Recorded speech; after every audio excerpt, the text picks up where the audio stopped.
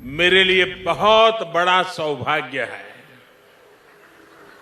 आपका ये प्रेम, ये स्नेह मुझे बार बार आसाम ले आता है।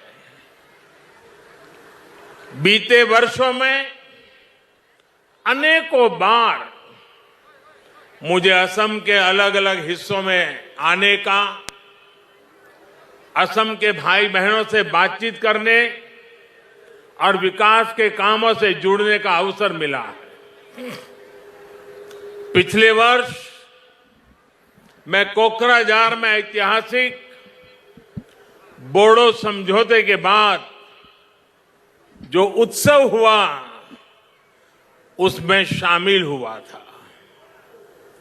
अब इस बार असम के मूल निवासियों के स्वाभिमान और सुरक्षा से जुड़े इतने बड़े आयोजन में मैं आपकी खुशियों में शामिल होने आया हूं। आज असम के हमारी सरकार ने आपके जीवन की बहुत बड़ी चिंता दूर करने का काम किया है। 1 लाख से ज्यादा मूल निवासी परिवारों को भूमि के स्वामित्व का अधिकार मिलने से आपके जीवन की एक बहुत बड़ी चिंता अब दूर हो गई है। भाइयों और बहनों, आज के दिन स्वाभिमान, स्वाधीनता और सुरक्षा के तीनों प्रतीकों का भी एक प्रकार से समागम हो रहा है। पहला,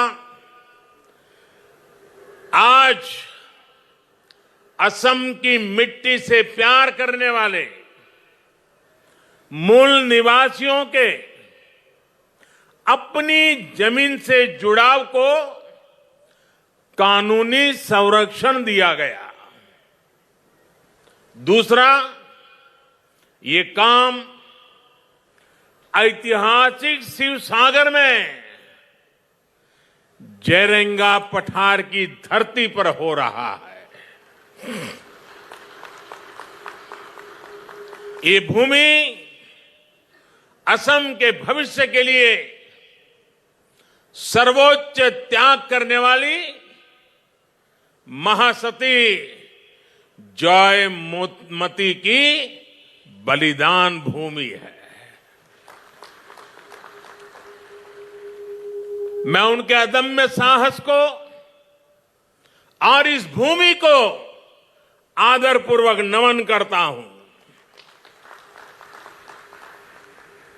शिव सागर के इसी महत्व को देखते हुए इसे देश की 5 सबसे आइकॉनिक आर्कियोलॉजिकल साइट्स में शामिल करने के लिए सरकार जरूरी कदम उठा रही है। भाइयों और बहनों, आज ही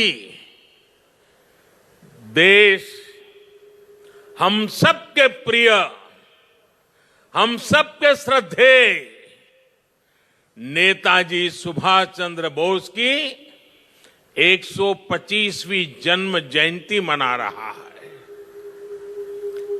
देश ने अब तय किया है कि इस दिन की पहचान अब पराक्रम दिवस के रूप में होगी।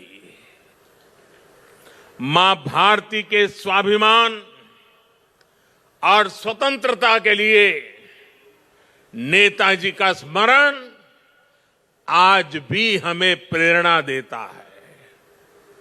आज पराक्रम दिवस पर पूरे देश में अनेक कार्यक्रम भी शुरू हो रहे हैं।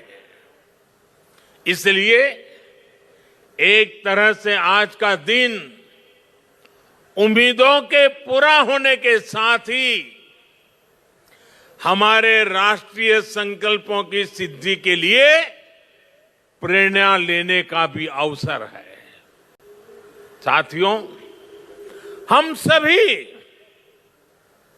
एक ऐसी संस्कृति के ध्वजवाहक हैं जहां हमारी धरती,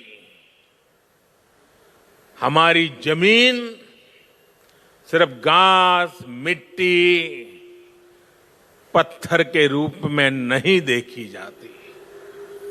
धरती हमारे लिए माता का रूप है। असम की महान संतान भारत रत्न भूपेन हजारिका ने कहा था, ओ मोर धरित्री आई, ओ मोर धरित्री आई, चोरो नोटे डीबा थाई, खोतियो कोर निस्तार नाई, माटी बीने ओहो हाई। यानी है धरती माता, मुझे अपने चरणों में जगह दीजिए। आपके बिना खेती करने वाला क्या करेगा? मिट्टी के बिना वो असहाय होगा। साथियों, ये दुखद है कि आजादी के इतने वर्षों बाद भी असम में लाखों ऐसे परिवार रहे जिन्हें किसी न किसी वजह से अपनी जमीन पर कानूनी अधिकार नहीं मिल पाया। इस वजह से विशेष तौर पर आदिवासी क्षेत्रों की एक बहुत बड़ी आबादी भूमिहीन रह गई। उनकी आजीविका पर लगातार संकट बना रहा। असम में जब हमारी सरकार बनी तो उस समय भी यहां करीब करीब 6 लाख मूल निवासी परिवार ऐसे थे जिनके पास जमीन के कानूनी कागज नहीं थे। पहले की सरकारों में आपकी ये चिंता उनकी प्राथमिकता में ही नहीं थी, लेकिन सर्बानंद सोनोवाल जी, उनके नेतृत्व में यहां की सरकार ने आपकी इस चिंता को दूर करने के लिए गंभीरता के साथ काम किया। आज असम के मूल निवासियों की भाषा और संस्कृति की संरक्षण के साथ साथ भूमि से जुड़े उनके अधिकारों को सुरक्षित करने पर भी विशेष जोर दिया जा रहा है। 2019 में जो नई लैंड पॉलिसी बनाई गई है वो यहां की सरकार की प्रतिबद्धता को दिखाता है। इन्हीं प्रयासों का परिणाम है कि बीते सालों में 2.25 लाख से ज्यादा मूल निवासी परिवारों को भूमि के पट्टे सौंपे जा चुके हैं। अब इसमें 1 लाख से ज्यादा परिवार और जुड़ जाएंगे। लक्ष्य ये है कि असम के ऐसे हर परिवार को जमीन पर कानूनी हक जल्द से जल्द मिल सके। भाइयों और बहनों, जमीन का पट्टा मिलने से मूल निवासियों की लंबी मांग तो पूरी हुई है, इससे लाखों लोगों का जीवन स्तर बेहतर होने का रास्ता भी बना है। अब इनको केंद्र और राज्य सरकार की दूसरी अनेक योजनाओं का लाभ मिलना भी सुनिश्चित हुआ है, जिनसे हमारे ये साथी वंचित थे। अब ये साथी भी असम के उन लाखों किसान परिवारों में शामिल हो जाएंगे जिनको पीएम किसान सम्मान निधि के तहत हजारों रुपयों की मदद सीधी बैंक खाते में भेजी जा रही है। अब इनको भी किसान क्रेडिट कार्ड, फसल बीमा योजना और किसानों के लिए लागू दूसरी योजनाओं का लाभ मिल सकेगा।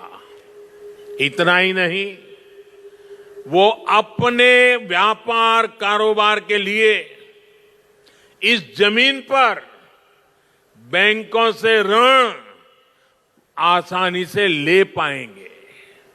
भाइयों और बहनों, असम की लगभग 70 छोटी बड़ी जनजातियों को सामाजिक संरक्षण देते हुए उनका तेज विकास हमारी सरकार की प्रतिबद्धता रही है।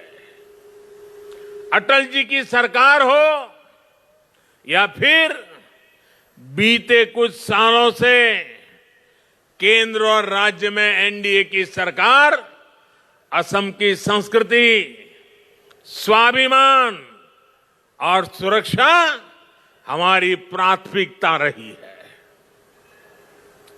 असमिया भाषा और साहित्य को प्रोत्साहन देने के लिए भी अनेक कदम उठाए गए हैं।